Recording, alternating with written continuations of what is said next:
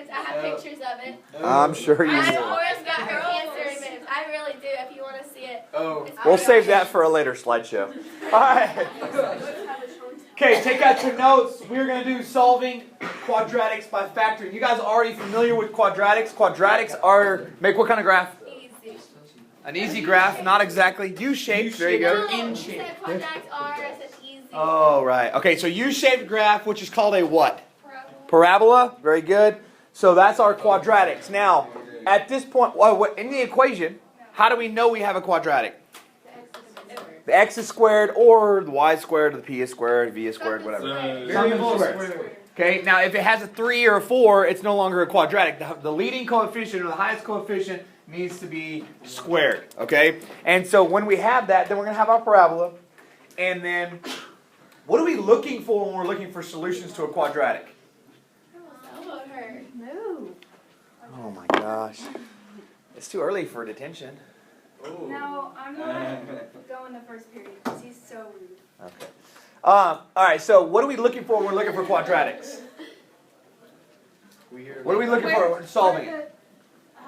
The x-intercepts, right? We're looking for x-intercepts. We call them x-intercepts. What else do we call them? Zeros. What else do we call them? Roots. Roots and solutions, right? So solutions, roots, zeros, x-intercepts. So up until this point, all we knew how to do was to solve by graphing. So let's go ahead and solve this by graphing. Here's what I want you to do. Quick method. Okay, quick method. Okay, y equals in your calculator.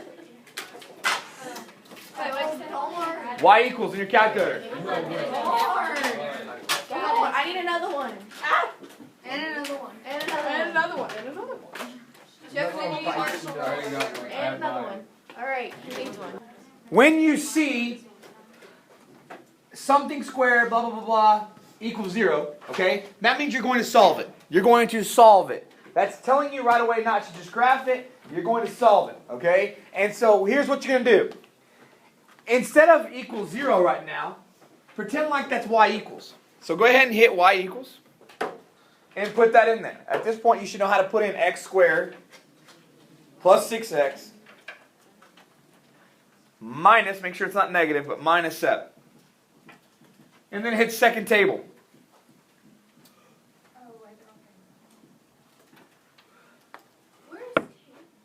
Where's table? It's graph. If you hit second and then graph. Okay, now, let's fill out the table. What's negative 8? 9, positive 9. Okay, positive 9. We're just looking at the table, x value of negative 8. Oh, really, fool? Okay.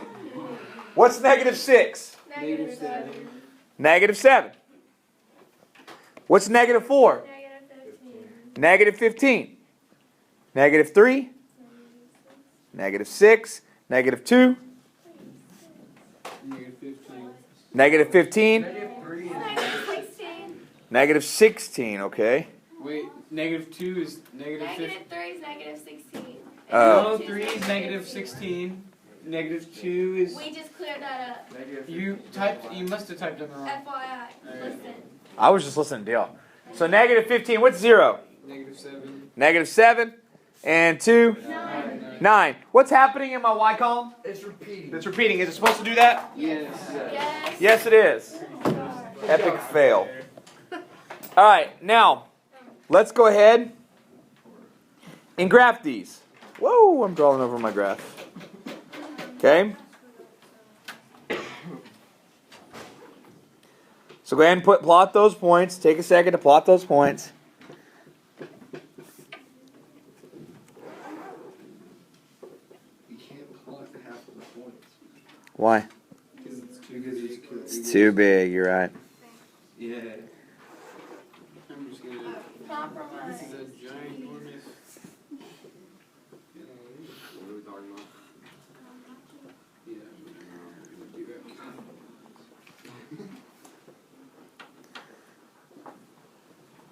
I only plotted half of the points. I can only plot like 4 points. I just figured that out. Okay. Just plot what you can. And that'll be sufficient. Now, go ahead and draw your parabola and just go off. Like, look how I'm going to draw mine. And then I'm going to come back and bring it back. Okay?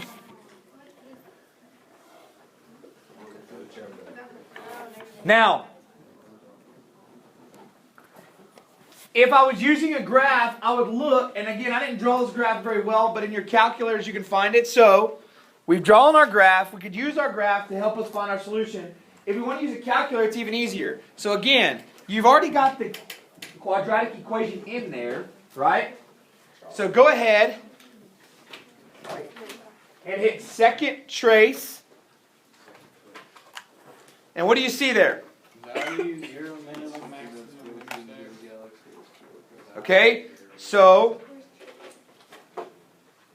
let me put my equation back into my calculator I dropped. So x squared plus 6x minus 7. So hit second trace.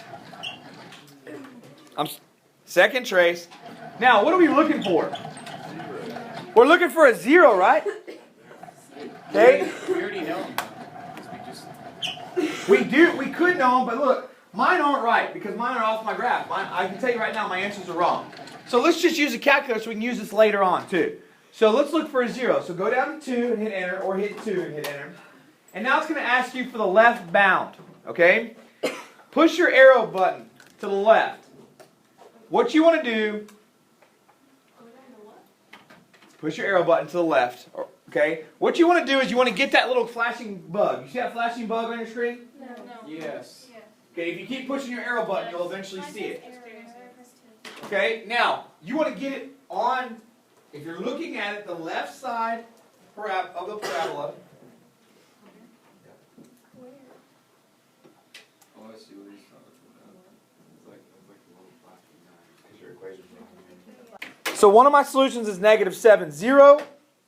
Now, if I want to find the other one, I'm going to do the same thing. Hit second trace, 2, or arrow down to 2 and hit enter. Now, go, it says left bound again. Now go above the x-axis on the right side. Okay, anywhere above the x-axis on the right side, hit enter. Then it says right bound, go below the x-axis, hit enter. And it says guess, hit enter. Oh, excuse me, I said that backwards. Oh crap, it's so good. Sorry. Look, sorry, on this side, when we switch sides of the axis, we need to do below and then above, okay? So the left bound, hit below, hit enter below the x-axis. Once you hit enter, it's going to say left bound, arrow above the x-axis. And hit enter. If you don't get it, here's the deal. All the whining and complaining, I don't get it, the frustration. Guys, calculator is just an extra thing. If you don't get it, then you can do it by hand every time. That's the other option. Otherwise, you just follow along, listen to the directions, and then if you need help with it later, come to tutor. I can't spend the whole class period teaching you how to use a calculator. Okay? But I'm giving you the directions. It says left bound, go below it. If you're on the right side, you're going to go below the x-axis. Right bound, you're going to go above the x-axis. See how it makes 2 little arrows? You see those 2 little arrows up there? Yeah. That look like they're about to kiss each other? That's how they want to look. If they're switched, it's going to give you an error. You want your answer to be in between those 2 arrows is what you're doing. Okay? Then on guess, just hit enter. What's our other 0? 1 and 0. 1 and 0. Which again, I missed big time right here, right? Yeah. Because that should be it right there. Which is why we want to be able to use our calculators if possible. So the solution to this would be x equals -7 and x equals 1. Okay, and again, if you had trouble with the calculator, come see me. But guys, this is a good resource to have. It's a good resource to have. So when you're on this side, the left is above. The right is below. When you're on the right side, the left is below, the right is above. So it flips. Everybody follow that? Yeah. Okay. And like I said, I will help you with your calculators at a later date, but we need to keep moving. Okay. Let's look at our next example. Okay, the next example says, or right underneath it, it says x squared plus 6x minus 7 equals 0 by factoring. We're going to solve this by factoring now. So what I'm going to do is this. if I have a 0 there, I'm in good shape. In order to solve a quadratic by factoring, it always has to be equal to 0. So if you're equal to 0, you're in good shape. If you're not equal to 0, you're going to have to do something else to it, which we'll talk about here in a minute. So what I need to do now is factor x squared plus 6x minus 7. Now, what's my first step in factoring, Emily? Look for a GCF. Do I have a GCF, Preston? No. Okay. What's my next step, Gracia?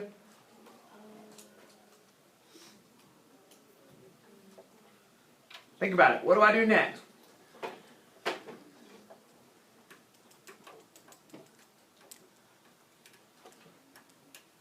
You don't have to raise your hand because I'm going to call on people. If you had to guess, what would you do next? We've looked for our GCF. We don't have a GCF. What am I going to look at next? Not the negative 7. Not yet. Not yet. You're on the right track. What am I going to look at next, JC? Wouldn't you start doing the rooftop? Okay. I can do rooftop. Do I want to do rooftop here? No. What do I want to do instead, Nick Brunick? Or well, let me ask you a different question. Why do I not want to do rooftop right here? Because nothing equals. Nope. What's the indicator for rooftop? There's a coefficient. Yeah, an indicator for rooftop is there's a coefficient in front of this number here. So I don't want to do rooftop, okay? So I'd prefer not to do rooftop. Let's put it that way. You can, if you want to, but I'd prefer not to do rooftop. So Luke, what am I going to do instead? Drop down my parentheses. Okay? Drop down my parentheses. And I'm still equal to 0. That doesn't change. Okay? Once I drop down my parentheses, Hammer, what do I do next? Put the x's in. Yeah, put the x's in each parentheses. Now, Gracia, what am I going to look at? Now I'm going to look at negative 7. Why am I looking at negative 7, Savannah? What am I looking for? See what adds up to 6. Very good. So I need factors of negative 7 that add up to 6. Go ahead, Jefferson. 7 and negative 1. Okay, he said 7 and negative 1. So 7. It does equal positive 6. 7 times negative 1 equals negative 7. So those are truly our factors. So now I take those factors and do what with them? Put them in the parentheses. So what am I going to put in the first parentheses? Positive 7. I've got to write that. And then the second one? Negative 1. Now, I still got this crazy 0 out here, and I'm still supposed to do what a keyword says there is to solve. I still have to solve. That's the key word. So I'm solving something.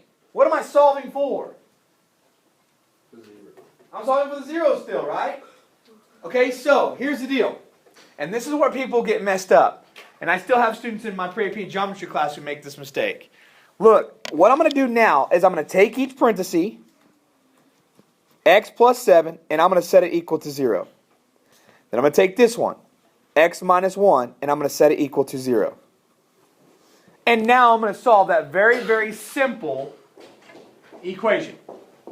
Okay? So how do I solve the first one? I'm going to subtract 7 from both sides. And I'm going to get x is equal to negative 7. And then on the other side, I'm going to add 1 to both sides. And I'm going to get x is equal to positive 1. And there are my answers. Are they the same answers that we got when we graphed? Yeah, because if we go back here, that's what we got too. X equals negative 7 and x equals 1. That's how you solve by factoring. So, and yes, she said there are 2 answers. Yes, there's 2 answers because why? There's how many zeros? 2. Okay. Now, how many zeros can there be? 2. How many else? 1 or none. Those are only 3 options. 2, 1, or none. Okay, that's it. Okay, you can't come up with 4 answers. All right. Now, this part, the solving by factoring. The solving part is easy. It's the factoring part that still gets students at this point. Okay? Because once you factor, It's not hard to solve. And ultimately, what you end up doing is just taking this number and throwing it to the other side with a different sign. That's simple. All right, so let's practice again. Let's do another one.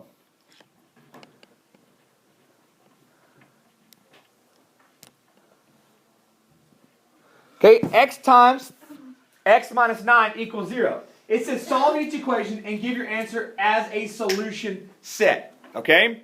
So, let me show you how it works. Am I already factored here? Is that set as factors? Yeah, I'm already set up, right? I don't have, because some of you might be thinking, well, the first thing I'm going to do is distribute. But if you distribute first, you're going to end up with what? X squared. You're going to end up with a quadratic, and then you're going to have to do what to the quadratic? You're going to have to break it down and factor it. And when you break it down and factor it, you know what you're going to end up with? This. Same thing. So, if I have my factors, what am I going to do with my factors now? Solve. I'm going to solve them, but how do I solve them?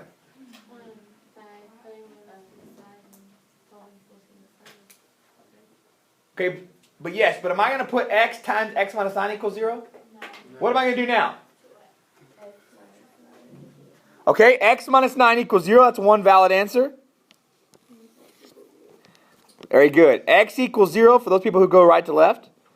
X equal, or left to right. X equals 0 and x minus 9 equals 0.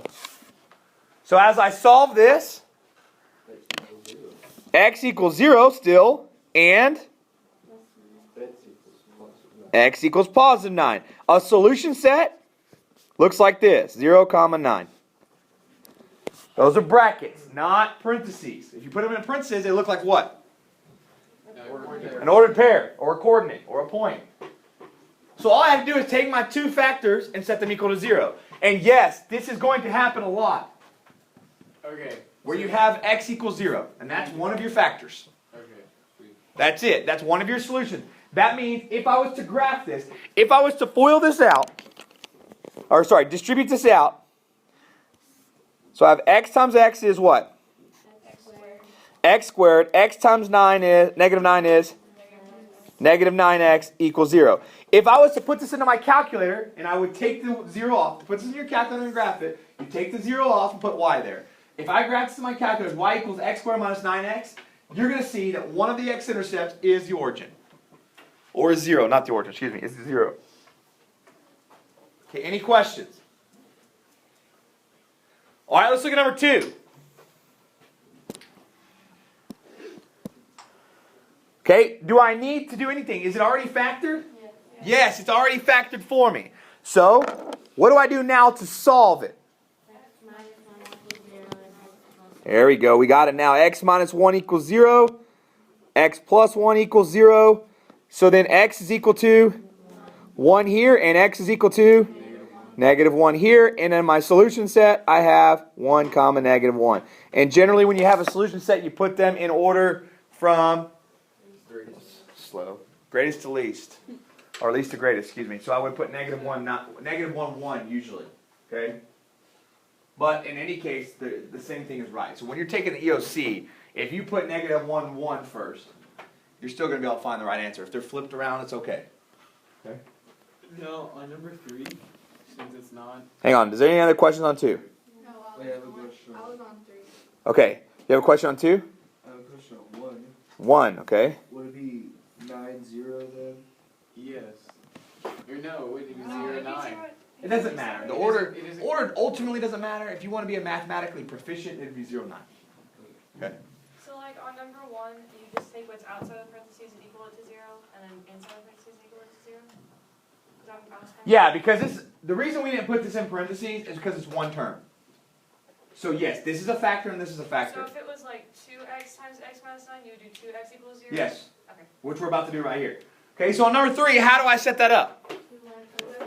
Wait, since 2 and 6 are still like, we can't, that's not the answer. Okay, what Nathan's saying now is, hey, You can reduce. that's not fully factored. I can factor this. So let's do both. Let's start with what we just were doing. So some of you guys said 2y plus 6 equals 0 and 3y minus 4 equals 0. Okay, so let's solve this one. So you end up with, what do you do first on the left one? Subtract 6. So you end up with 2y is equal to negative 6. Then you do what? Divide by 2. Y is equal to negative 3. Okay? Over here, you do what? Plus 4 to both sides. So 3y is equal to 4. Then what? Divide by 3. So y is equal to 4/3. Okay. Now, Nathan said, well, wait a minute. This isn't factored. We've got two factors, which is true because they're being multiplied together, right? Definition of a factor are two numbers that are multiplied together to give you a product or answer to a multiplication problem. So Nathan is true. He said, hey, we got two factors, but this one there's a GCF there. So let's pull out the GCF and see what happens. Okay? Whoop. So if I want to pull out the GCF, what am I going to end up with? What's my GCF between 2y plus 6? 2. So I pull out the GCF and I end up with what? Y plus 3. Everybody see that? So 2y divided by 2 is y. 6 divided by 2 is 3. Okay? So now, we have a new set of factors. The other factors right here, this one, isn't going to change, right? Okay, so that's going to stay there. So, going by our rule, what are we going to set equal to 0 now? 2 equals 0. And y plus 3 equals 0. Now, 2 equals 0. Is that logical? No. No. So that has no bearing on our solution. Okay? Now, let's solve y plus 3 equals 0. What do you get? Is that the same as this? Yeah. So either way it would work.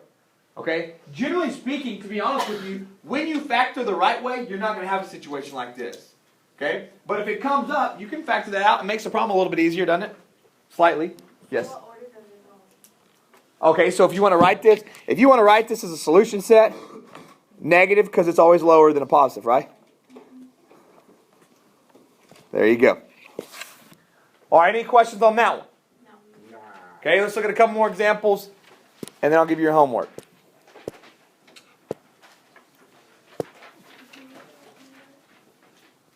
I'm sorry, what? Right, so is this like homework on a Friday? Hello. He's You were in my class last year. Yeah, but I never did it. Liar. Why is that so small? Oh, that's true. You actually never did it. Yeah, I finally passed Algebra 1 this year. Good job. I'm not sure why that's so small on your screen, but just bear with us so we can get through it. Okay. I can't handle it. Well, sorry. First world problem. First world problems, that's right. Okay. What's the first thing we need to do on number 4 here? 8x squared. You have it on your paper anyways. 8x squared minus 12x equals 0. First thing. We're solving by factoring GCF. Okay, what's my GCF here? 4x. Okay, 4x, right? So 4x. So 2x minus 3 equals 0. Anybody not understand that? That's the easy factoring part. Please make sure you understand that. All right, now, what am I going to do next? 4x equals 0. Okay, 4x is equal to 0, and 2x minus 3 equals 0. 2x minus 3 is equal to 0. Solve for x on the left, you get divide by 4, x is equal to 0. On the other side, add 3 to both sides, and I'm going quickly through this because this is the easy part. And you end up with 2x is equal to 3, divide both sides by 2, x is equal to 3 halves. So there's our solution, 0 and 3 halves. Any questions? All right. Next one, x squared minus 8x minus 20 equals 0. What's the first thing I need to do, Kira? Bring down your parentheses. Okay, bring down my parentheses because why? I don't have two things. I have no coefficient in front of the x squared term, or I don't have a GCF, right? So automatically I'm bringing down my parentheses. So there's 1, there's 2, and we're still equal to 0. Okay? What's my next step? Let's see, Ruby.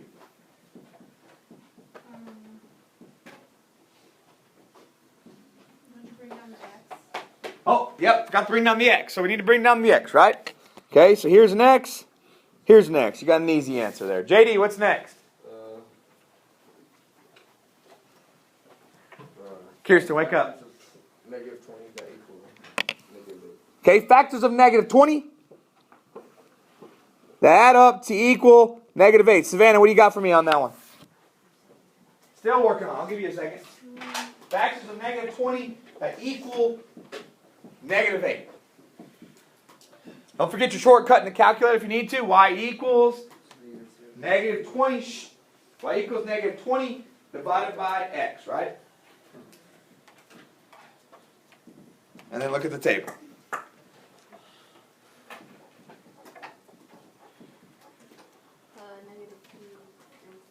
Okay, she said negative 2 and 10.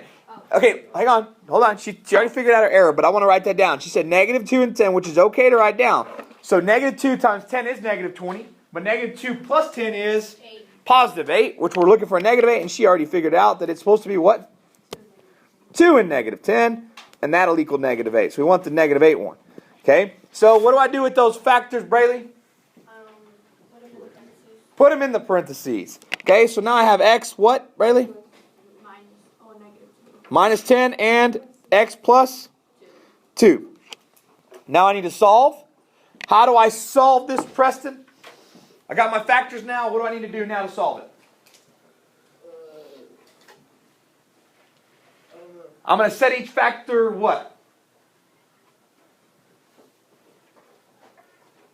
What did I do here? I took my two factors and I did what with them? I solved them because I put them equal to what? 0. So I'm going to set each factor equal to 0. So I'm going to set each factor equal to 0. So that means what's going to look like? What's the first factor? X minus 10 equals 0. And the other one? X plus 2 equals 0. Okay? If I solve that, my two factors are what, Caitlin? X equals what? And x equals what? I can't hear you. If I'm going to solve... No. If I'm going to solve x minus 10 equals 0, I'm going to have x equals 10 and x equals not 2, but negative 2. There's my... And I can put it in a solution set as negative 2, 10. And there's my solution. All right, last one. Don't pack up. Last one. Okay? We can do this quickly. R squared minus 13R minus 48. First step is to do what? Kaylee. Drop parentheses because why? No coefficient and no GCF. Still equal to 0. Okay? Drop the R's as well. What's next? Jefferson? You gotta find factors of negative 48 equal negative 14. Negative 48, that equal negative 13. That's negative 16 and 3. Negative 16 and positive 3? Yeah. Yes, okay. What do I do with those factors, Luke? You have to plug them into the... Okay, so what am I going to have up here now? R minus 7 or R minus 16 and R plus 3. R minus 16 and R plus 3. I do what now, Rhiannon? What do I do now? I've got my two factors. What do I do now? R minus 16 times R plus 3 equals 0. So what do I do now?